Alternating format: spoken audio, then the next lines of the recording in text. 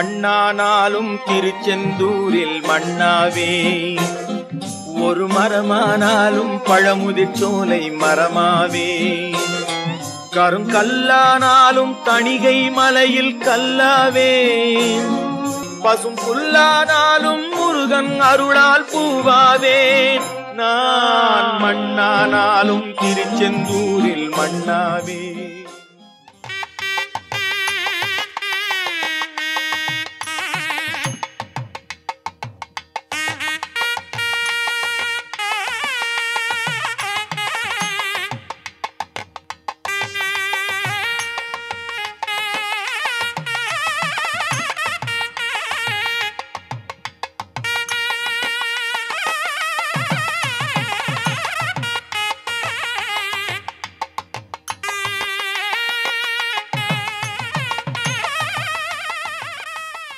தினம் ஒரு திருக்கோயில் நிகழ்ச்சியில் இன்றைய தினம் நாம் தரிசிக்கப் போகிறவர் முருகப்பெருமான். முருகப்பெருமான் குடிகொண்டிருக்கிற ஆலயங்களுள் எத்தனையோ கோவில்கள் காணப்பட்டாலுமே அவற்றுள் நாம் சிறப்பித்துச் சொல்லப்படக்கூடியது அறுபடை வீடுகள். அந்த அறுபடை வீடுகளுள் முக்கியமானது திருச்செந்தூர். இங்கே குடிகொண்டிருக்கக்கூடிய முருகப்பெருமான் சுப்பிரமணிய சுவாமி என்றும் செந்திலாண்டவர் என்றும் அழைக்கப்படுகிறார். திருமுருகாற்றுப்படையில் நக்கீரர் பெருமான் அறுபடை வீடுகளை குறிப்பிடுகிறார். அந்த அறுபடை வீடு ஆலயங்கள் திருப்பரங்குன்றம், திருச்செந்தூர், பழனி, சுவாமிமலை, திருத்தணி, பழமுதிர்ச்சோலை.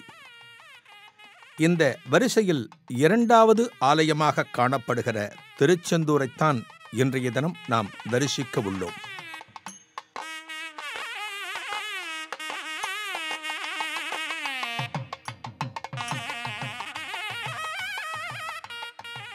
திருவண்ணாமலை என்று சொன்னால் கார்த்திகை மகாதீபம் நினைவுக்கு வரும். அதுபோல திருச்செந்தூர் என்று சொன்னால் சூரசம்ஹாரம்தான் நம் அனைவரது நினைவுக்கும் வரும்.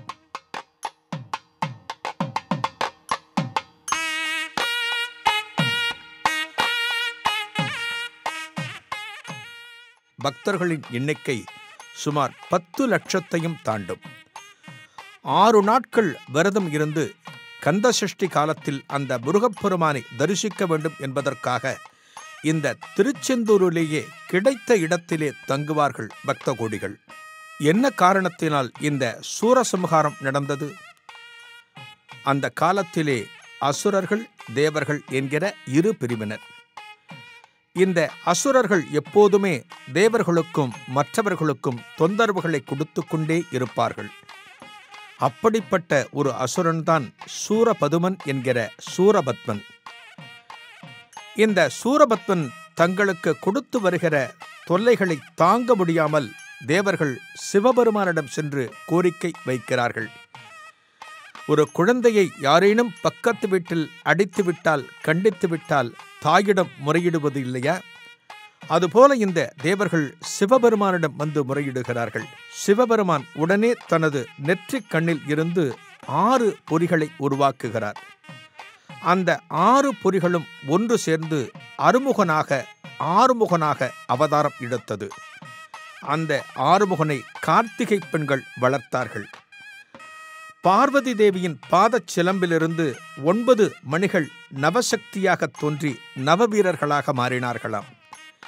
இந்த ஆறுமுகனும் அந்த நவசக்தி வீரர்களும் சேர்ந்துதான் லட்சக்கணக்கான படைகளோடு சென்று சூரபத்மனையும் அவனது கூட்டத்தையும் சம்ஹாரம் செய்தார்களாம். சூரபத்மனை அழிக்க வேண்டியும் முருகப்பெருமானின் தரிசனம் வேண்டியும் வியாழ பகவான் இந்த திருச்செந்தூர் திருத்தலத்தில் தவம் இருந்தாராம். சூரசம்ஹாரம் முடிந்தவுடனே, அசுர கூட்டங்கள் முற்றிலுமாக ஒழிக்கப்பட்டவுடனே முருகப்பெருமானுக்கு நன்றி செலுத்தும் விதமாக வியாழ பகவான் ஸ்தாபித்த கோவில்தான் இது என்று சொல்லப்படுகிறது.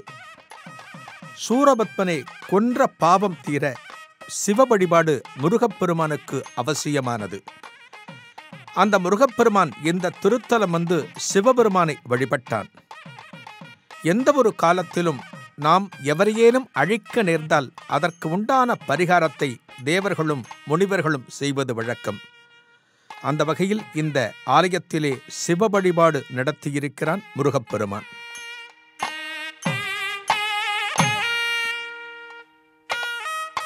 நம்மில் பெரும்பாலானோர் அறுபடை வீடுகளையும் தரிசித்திருக்கலாம். ஏனைய 5 படை வீடுகளும் மலைக்கோவில், அதாவது மலைக்கு மேல் அமைந்திருக்கக்கூடிய கோயில். ஆனால் இந்த திருச்செந்தூர் ஆலயம் கடற்கரை ஓரமாக தரைமட்டத்தில் அமைந்திருக்கிறது. ஆனால் உண்மை என்ன தெரியுமா? இதுவும் மலைக்கோவிலே. என்னது, திருச்செந்தூர் மலைக்கோவிலா என்கிற சந்தேகம் ஏற்படுகிறது அல்லவா? அந்த காலத்திலே ஒரு மலையானது இங்கே காணப்பட்டது. கந்தமாதன பர்வதம் என்று சொல்வார்கள். அதாவது கந்தம் என்றால் சந்தனம், சந்தனமலை என்று சொல்வார்கள். அந்த சந்தனமலை அந்த காலத்தில் காணப்பட்டதாம். இந்த சந்தனமலையின் மீது நின்றுதான், அதன் உச்சியில் நின்றுதான் முருகப்பெருமானை வணங்கி சூரபத்மனை சந்திப்பதற்காக வீரவாகு சென்றான் என்று கந்தபுராணம் சொல்லும். ஆக ஒரு காலத்தில் மலை காணப்பட்டது. பின்னாட்களில் அடுத்தடுத்து வந்த காலத்தில் அந்த மலையானது மெல்ல மெல்ல கரைந்து விட்டதாம். இன்றைக்கும் இந்த ஆலயத்திலே, திருச்செந்தூர் ஆலயத்திலே 2ஆம் பிரகாரத்தில் இந்த மலையின் சிறு பகுதியை நாம் தரிசிக்க முடியும்.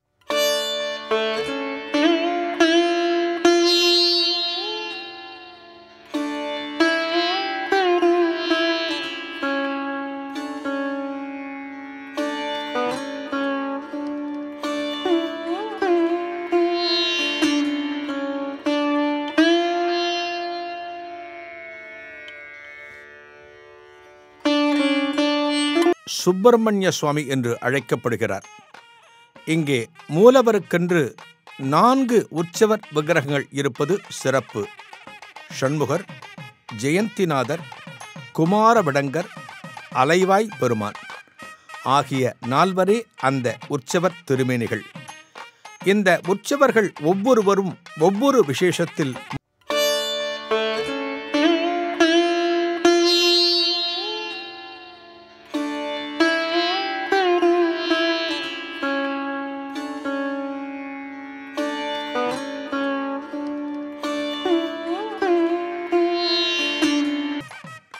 திருச்செந்தூர் மற்றும் அதை சுற்றியுள்ள பகுதிகளில் வசித்து வரும் விவசாய அன்பர்கள் தங்கள் நிலங்களில் முதல் விளைச்சல் விளைந்ததும் அதிலிருந்து குறிப்பிட்ட அளவு தானியங்களை எடுத்து கொண்டு வந்து முருகப்பெருமானுக்கு காணிக்கையாக ஷண்முக விலாசத்தில் சமர்ப்பித்துவிட்டு போகிறார்கள். நெல் தானியங்கள், காய்கறிகள், இப்படி எதுவாக இருந்தாலும் கொண்டு வந்து தருகிறார்கள். இப்படி செய்வதன் மூலம் தங்கள் விளைச்சல் மேலும் மேலும் பெருகி அந்த ஷண்முகர் பார்த்து கொள்வார் என்கிற நம்பிக்கை இந்த விவசாயிகளுக்கு உண்டு. ஷண்முக விலாசம் அமைந்த இந்த தெற்கு வாயிலுக்கு எதிரேதான் ஷண்முகர் காணப்படுகிறார். அதாவது பக்தர்கள் ஆலயத்திற்குள் நுழைந்ததுமே முதல் தரிசனம் இந்த ஷண்முகர்தான். திருச்செந்தூரில் முருகப்பெருமான் ஞான குருவாக அருள்கிறார். அறுபடை வீடுகளுள் முருகப்பெருமான் ஞான குருவாக தரிசனம் தருவது 2 திருத்தலங்களில். ஒன்று திருச்செந்தூர், மற்றொன்று சுவாமிமலை. அசுரர்களை அழித்தொழிக்கும் முன்பு குரு பகவான் முருகனுக்கு அசுரர்களை பற்றிய வரலாற்றை இந்த தலத்தில்தான் எடுத்துரைத்தாராம். எனவே இந்த தலம் குருஸ்தலமாக கொள்ளப்படுகிறது. இந்த ஆலயத்திலே காணப்படுகிற பிரதான மூலவர் ஒருமுகம் 4 திருக்கரம் கொண்டு நின்ற திருக்கோலத்தில் கிழக்கு திசை நோக்கி அருளாட்சி நடத்துகிறார். மூலவர் தவக்கோலத்தில் இருப்பதாக ஐதீகம். அதனால் தேவியரும் இல்லை. ஆனால் உற்சவர் ஷண்முகரோ சகல ஆயுதங்களுடன் வள்ளி தெய்வானையோடு காட்சி தருகிறார். மூலவர் ஸ்ரீ சுப்பிரமணிய சுவாமியை வலம் வந்து வழிபட பிரகாரம் கிடையாது. ஞானமூர்த்தியான இவரது தவம் கலைந்து விடக்கூடாது என்பதற்காக பிரகாரம் இல்லையாம். அதே சமயம் பிரதான உற்சவர் ஷண்முகரை வலம் வந்து வழிபட பிரகாரம் உண்டு. வலது மேல்கரத்தில் சக்தி வேலாயுதம் ஏந்தி, இடது மேல்கரத்தில் ஜபமாலை தரித்து இடது கீழ்க்கரத்தை இடுப்பில் வைத்து வலது கீழ்க்கரத்தில் தாமரை பூவுடன் திருக்காட்சி தருகிறார். மூலவருக்கு முன்பாக வலப்புறத்தில் வெள்ளியால் ஆன பலிநாயகர், இடப்புறம் தங்கத்தால் ஆன பலிநாயகர். மூலவரின் அபிஷேகத்திற்கு இளநீர், பால், தயிர், பன்னீர், விபூதி, பஞ்சாமிர்தம் போன்ற திரவியங்கள் பயன்படுத்தப்படுகின்றன. முருகப்பெருமான் சூரபதுமனை வென்றபின் தனது வெற்றிக்கு நன்றி தெரிவிக்கும் விதமாக சிவபூஜை செய்தார். எனவே சிவனை வழிபடும் கோலத்திலேயே, அதாவது வலக்கையில் தாமரை மலருடன் தரிசனம் தருகிறார். தலையில் சிவயோகி போல் ஜடாமகுடம். ஸ்ரீ சுப்பிரமணிய சுவாமிக்கு இடது பின்புறச் சுவரில் ஒரு லிங்கம் காணப்படுகிறது. இந்த லிங்கத்திற்கு தீபாராதனை காட்டிய பின்பே சுப்பிரமணிய சுவாமிக்கு தீபாராதனை நடக்கும். ஷண்முகர் சந்நிதியிலும் சுவாமிக்கு பின்புறம் லிங்கம் காணப்படுகிறது. இவ்விரு லிங்கங்களும் இருளில் உள்ளதால் தீபாராதனை காட்டும்போது தென்படுகிற ஒளியில் மட்டுமே பக்தர்களால் தரிசிக்க முடியும்.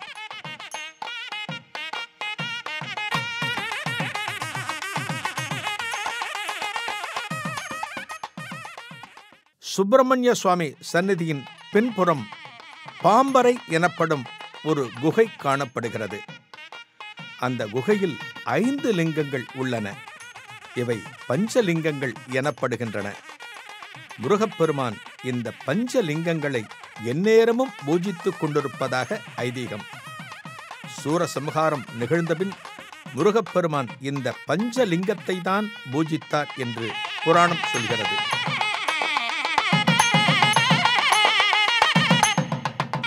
மூலவர் சுப்பிரமணிய சுவாமிக்கு வைரக்கிரீடம், ஷண்முகருக்கு வைரவேல் மற்றும் தங்கத்தாலான அரிய பொருட்கள் இருந்து வருகின்றன. இறைவனுக்கு அமுது படைக்கும் போது தற்செயலாக கீழே தவறி விழும் ஒரு சில சாதத் துளிகளை எடுப்பதற்கு தங்கத்தினால் ஆன ஊசியும் இந்த ஆலயத்தில் உண்டு. மூலவருக்கான நிவேதனத்தில் காரம் புளி சேர்ப்பதில்லை. ஷண்முகருக்கான நிவேதனத்தில் காரம் புளி உண்டு. உதய மார்த்தாண்ட பூஜையில் தோசை, சிறுபருப்பு கஞ்சி ஆகியவையும், இரவு நேர பூஜையில் பால், சுக்கு வெந்நீர் ஆகியவையும் நிவேதனம் செய்யப்படுகின்றன.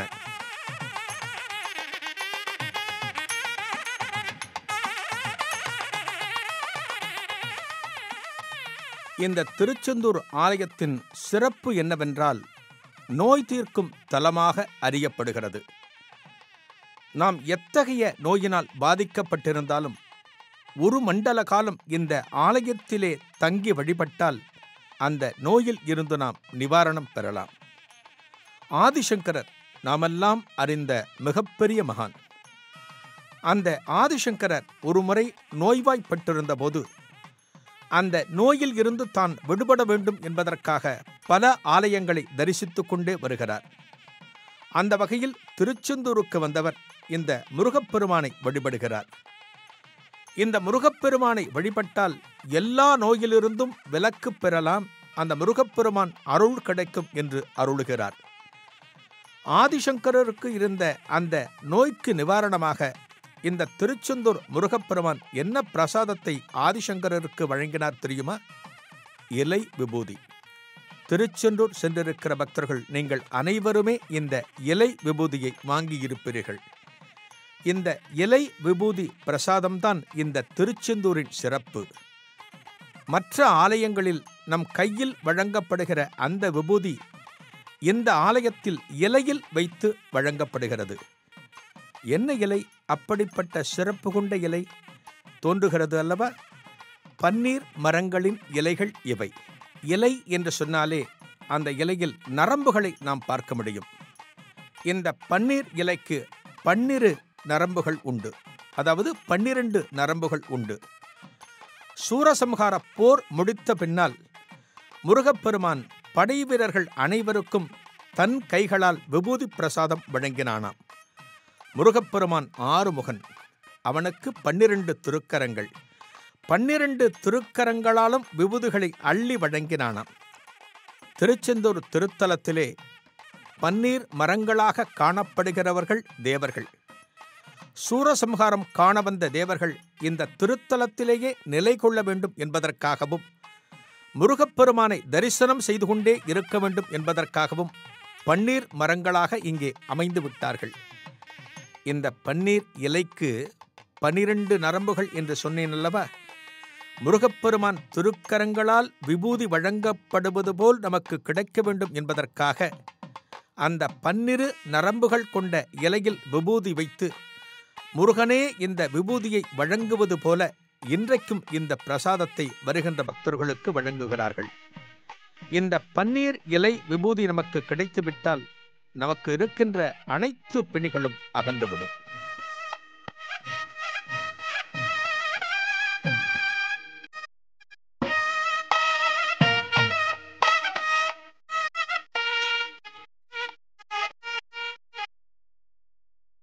ஒரு ஆலயம் என்று சொன்னால் ஆலயத்திலே தீர்த்தம் சிறப்பு. அந்த தீர்த்தமானது கிணறாக இருக்கலாம், குளமாக இருக்கலாம், ஆறாக இருக்கலாம், கடலாக இருக்கலாம். இந்த திருச்செந்தூர் ஆலயத்திற்கு 24 தீர்த்தங்கள் சிறப்பாக சொல்லப்படுகிறது. அந்த 24 தீர்த்தங்களுள் மிக முக்கியமானது நாழிக்கிணறு. நினைவுக்கு வருகிறதல்லவா? திருச்செந்தூர் நீங்கள் சென்றபோது இந்த நாழிக்கிணற்றில் நீராடி இருப்பீர்கள். இந்த நாழிக்கிணறு என்பது சுமார் 24 அடி ஆழம் கொண்டது. ஒரே ஒரு சதுர அடி பரப்பளவில் ஒரு சிறு தொட்டி காணப்படும். அதில் இருந்து எடுக்கப்படுகிற நீர்தான் புனிதமான நீராக நம்மை புனிதமாக்குகிறது. கடற்கரை ஓரத்தில் காணப்பட்டாலுமே இந்த நாழிக்கிணற்றின் நீருக்கு மட்டும் ஒரு தனிச்சுவை, அதாவது உப்புச்சுவையை எந்த காலத்திலும் நாம் உணர முடியாது. அப்பேற்பட்ட சிறப்பு கொண்டது நாழிக்கிணறு தீர்த்தம். இன்னொரு சிறப்பான தீர்த்தம் வதனாரம்பம் என்று சொல்லப்படுவது. சென்னை மண்ணடியில் அமைந்திருக்கிற காளிகாம்பாள் ஆலயத்தின் பக்தன் வீர சிவாஜி, சத்ரபதி சிவாஜி. சிவாஜிக்கு இணையாக தமிழகத்தில் போற்றப்பட்ட மிகப்பெரிய மன்னன் வீரபாண்டிய கட்டபொம்மன். அந்த வீரபாண்டிய கட்டபொம்மன் இந்த திருச்செந்தூர் முருகப்பெருமானின் அத்தியந்த பக்தன். ஒரு கிராமத்தில் வசிக்கக்கூடியவர்கள் அந்த ஆலயத்திலே இறைவனுக்கு உச்சிகால பூஜை முடிந்த பிறகுதான் உணவை எடுத்துக் கொள்வார்கள். அதுவரை எதையுமே சாப்பிட மாட்டார்கள். அதுபோல இந்த வீரபாண்டிய கட்டபொம்மன் பாஞ்சாலங்குறிச்சி அரண்மனையில் வீற்றிருக்கின்ற வேளையில் திருச்செந்தூர் ஆலயத்திலே உச்சிகாலம் முடிந்த பின்னால்தான் உணவை எடுத்துக் கொள்வானாம். திருச்செந்தூருக்கும் இந்த பாஞ்சாலங்குறிச்சிக்கும் சுமார் 70 கிலோமீட்டர் தொலைவு காணப்படும். அந்த காலத்தில் என்ன வசதி இருந்தது? உச்சிகால பூஜை முடிந்ததா என்பதை எப்படி தெரிந்து கொள்வது? என்ன செய்தான் தெரியுமா இந்த வீரபாண்டிய கட்டபொம்மன்? ஒவ்வொரு 4 கிலோமீட்டர் 5 கிலோமீட்டர் தொலைவுக்கும் ஒரு முரசு மண்டபத்தை அமைத்தான். திருச்செந்தூரில் துவங்கி பாஞ்சாலங்குறிச்சி வரைக்கும் இந்த முரசு மண்டபங்கள் அமைக்கப்பட்டன.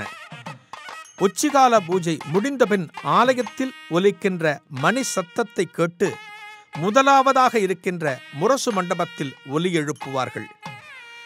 இந்த சத்தம் கேட்டு அடுத்த மண்டபத்தில் ஒலி எழுப்புவார்கள். இப்படி அடுத்தடுத்து அந்த ஒலியானது மெல்ல மெல்ல நகர்ந்து சென்று பாஞ்சாலங்குறிச்சியை அடைகிற போது அரை மணி நேரம் தாண்டிவிடுமா.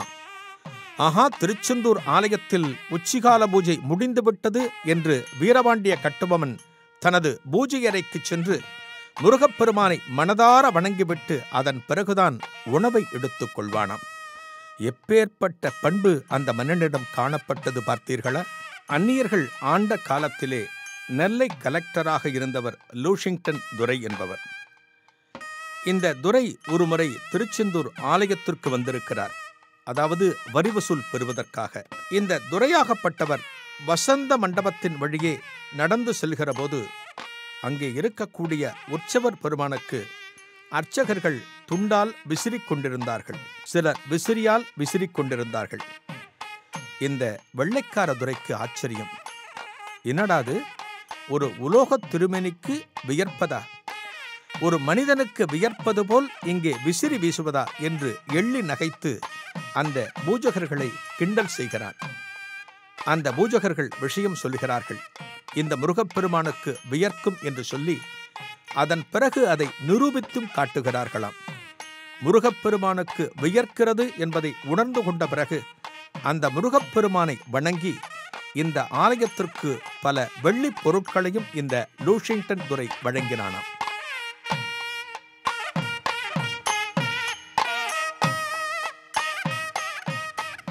திருச்செந்தூர் செந்திலாண்டவன் ஆலயத்தில் கந்தசஷ்டி பிரதான விழா என்று சொன்னாலுமே அந்த 6 நாள் திருவிழாவுக்காக ஆலயத்திலே 12 நாட்கள் பெருவிழா நடக்கிறது.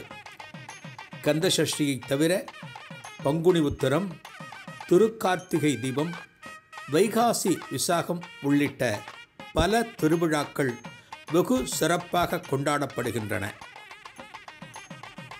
தினமும் ஆலயத்திலே 9 கால பூஜை. பூஜைகளின் போது நிவேதனம் என்பது முக்கியம். இறைவனுக்கு சமர்ப்பிக்கப்படும் நிவேதனங்கள் எப்போதுமே வித்தியாசமாகத்தான் இருக்கும். இந்த ஆலயத்திலே முருகப்பெருமானுக்கு நெய் சாதம், சிறுபருப்பு பொங்கல், தோசை, அப்பம், அதிரசம், தேன்குழல் என விதம் விதமான நிவேதனங்கள் சமர்ப்பிக்கப்படுகின்றன. இந்த ஆலயத்திலே வருகின்ற பக்தர்கள் எண்ணற்ற பிரார்த்தனைகளை முன்வைத்து முருகப்பெருமானை வணங்குகிறார்கள். கந்தசஷ்டி விரதம் என்பது திருமண தடையை அகற்றக்கூடியது, புத்திரப்பேற்றை வழங்கக்கூடியது. எனவே இந்த கந்தசஷ்டி காலத்தில் திருமண தடை உள்ளவர்கள், புத்திரப்பேறு அமையாதவர்கள் திருச்செந்தூரிலேயே 6 நாட்கள் தங்கியிருந்து முருகப்பெருமானை தரிசித்து அவனருள் பெறுகிறார்கள். பிரார்த்தனை நிறைவேறிய அன்பர்கள் நேர்த்திக்கடன் செலுத்த வேண்டாமா? அந்த முருகப்பெருமானுக்கு அபிஷேகம் செய்து வைத்து வஸ்திரங்கள் வாங்கி தந்து ஆனந்தப்படுகிறார்கள். பேச முடியாத அன்பர்கள் தங்களுக்கு பேச்சு அமைவதற்கு இந்த ஆலயத்திலே சில காலம் தங்கி வழிபட்டால் சிறப்பு என்று சொல்லப்படுகிறது. அதுவும் 1 மண்டல காலத்தை சொல்கிறார்கள், அதாவது 48 நாட்கள். உயர் பதவி வேண்டுவோர், இல்லத்தில் தங்கம் சேர விரும்புவோர் இவர்களெல்லாம் வணங்க வேண்டிய திருத்தலம் திருச்செந்தூர் முருகப்பெருமான் ஆலயம். என்ன காரணம்? இந்த ஆலயத்தை குரு பகவான் ஸ்தாபித்தார் என்று ஏற்கனவே பார்த்தோம். எனவே வியாழ பகவான் என்று சொல்லப்படுகிற பிரகஸ்பதிக்கு உண்டான ஆலயம் இது. அதாவது குரு பகவான் பரிகாரத்தலம். நாமெல்லாம் எதை எதிர்பார்த்து கொண்டிருக்கிறோம்? குரு பகவானின் பார்வை நம்மேல் விழ வேண்டும் என்று பார்த்து கொண்டிருக்கிறோம். அந்த குரு பகவானின் பரிபூர்ணமான அருள் பெற்றால் அஷ்ட ஐஸ்வர்யங்களும் நமது வாழ்க்கையில் மேலோங்கும். அந்த வகையில் குருவின் அருள் பெற இந்த திருச்செந்தூர் சுப்பிரமணிய கடவுள் நமக்கு அனைத்து வளங்களையும் வழங்குகிறார். ஒரு பிரார்த்தனையை முன்வைத்து நாம் இந்த ஆலயத்திற்கு சென்றால் எப்படி வழிபட வேண்டும்? அனைவருக்கும் தோன்றுகிற சந்தேகம் அல்லவா? முதலில் சமுத்திரத்தில் நீராட வேண்டும். அதன் பிறகு நாழிக்கிணற்றில் நீராட வேண்டும். அதன் பின் ஆலயத்தினுள் சென்று முருகப்பெருமானுக்கு அர்ச்சனை செய்து வழிபட்டால் முருகப்பெருமான் அருளும் குருவருளும் சேர்ந்தே கிடைக்குமா? வியாழ பகவானால் ஸ்தாபிக்கப்பட்ட கோயில் இது. தோஷம் அகல்வதற்காக தந்தையை தனையன் பூஜித்த கோயில் இது. விஸ்வாமித்திர மகரிஷிக்கு உடல் பிணி குணமானதும் இங்கேதான். மகான் ஆதிசங்கரருக்கு ஏற்பட்ட உடல் உபாதை அகன்றதும் இங்கேதான். உடல் பிணியோடு உள்ள பிணிகளையும் அகற்ற வல்லவையே ஆலயங்கள். எந்தவித செலவும் இல்லாமல் உடலுக்கும் உள்ளத்துக்கும் மருத்துவம் பார்க்க மாமருத்துவரான செந்திலாண்டவர் செந்தூரில் பல்லாயிரக்கணக்கான ஆண்டுகளாக குடிகொண்டுள்ளார். மனித குலத்தை காக்க வந்த அந்த வள்ளலை, மயில் வாகனனை மனம் கோண வைக்கலாமா? காலங்கள் மாறலாம், நாமும் மாறலாம். கடவுள் சந்நிதியில் இந்த மாற்றத்தை புகுத்தலாமா? எத்தனை மாற்றங்கள் பிரபஞ்சத்தில் வந்தாலும் மாறாமல் மாறுதலுக்கு உட்படாமல் ஆலயங்களை காப்பது ஆன்றோர்கள் கடமை. இந்த தலைமுறையின் உரிமையும் கூட. செந்திலாண்டவனை சிரம் பணிந்து வணங்குவோம். பேரின்பப் பெருவாழ்வு பெறுவோம்.